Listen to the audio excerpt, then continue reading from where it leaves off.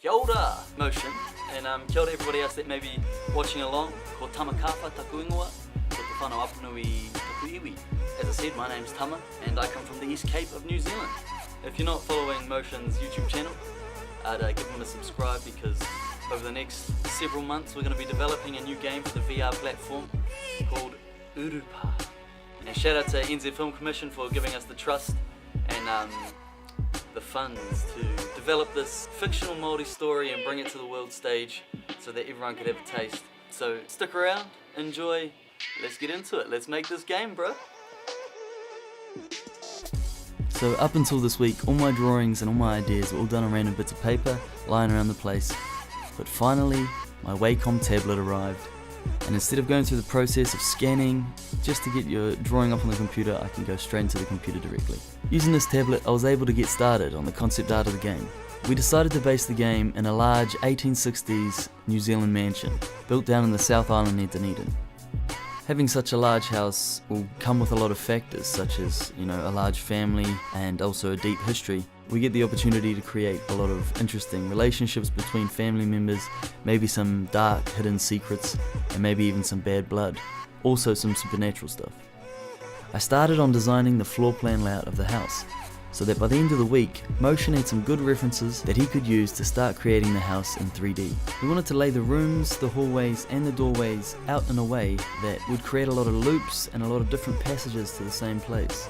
This is in the hopes to aid the mechanic or the main relationship between the two main characters. One being Hopara, who is the character you play as, the 10-year-old boy returning home from the city, and the other his kuia, or his grandmother, who acts as the antagonist during the early stages of the game. Hopara must distract her and create diversions to get around her to progress. Hopara is quite short-sighted, so we have given him some big specs that you as the player will have to put on to be able to see properly during the game. So I got back into the floor plan, did the second floor and also the roofing, and that allowed me to pretty much just scan the lines down and get started on a front elevation, which Motion will definitely need to get the height of the house and fully put it into 3D. We have been working on a lot of story stuff also, but we're gonna tie ho from sharing that stuff as, we don't know what we want you to know yet. So that's some of the work I've been doing this week for Urupa. I will now hand the floor to Motion so that he can show. There you are. Damn bro, how dare you come in with the fire like that? That artwork looks so good.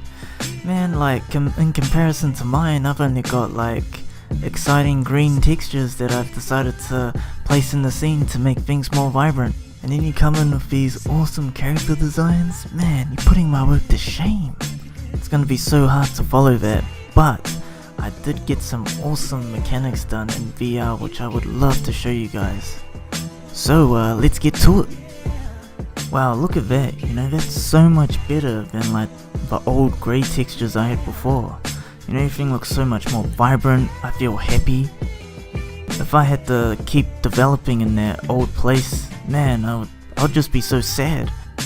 And we'll start off with the old cubes first, so these are the same cubes from last week's episode. I'll show you what I don't like about them, as you can see here, if I hit it into another mesh, you just go straight through it. That to me can break immersion, and I wanted to fix that, so if I grab a new cube, you can see the difference. So if I hit it on a mesh, it doesn't go through it, it actually collides with it. I'm happy with it, I'm really happy with it. So I've been working on something super exciting. This is my first time doing AI of any kind, so I've been working on this dog AI, which is kind of like a stealth AI for the game. But pretty much if you throw an object, the dog will come running, so it's like a distraction, you gotta distract the enemy.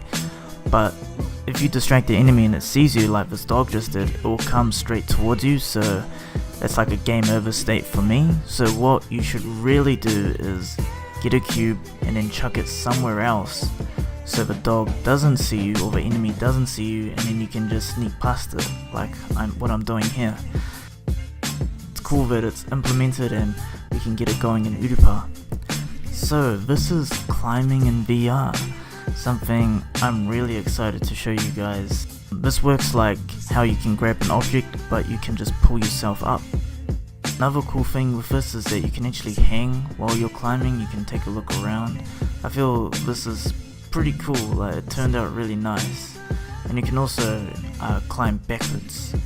So I think this will be an awesome mechanic to have in Urupa.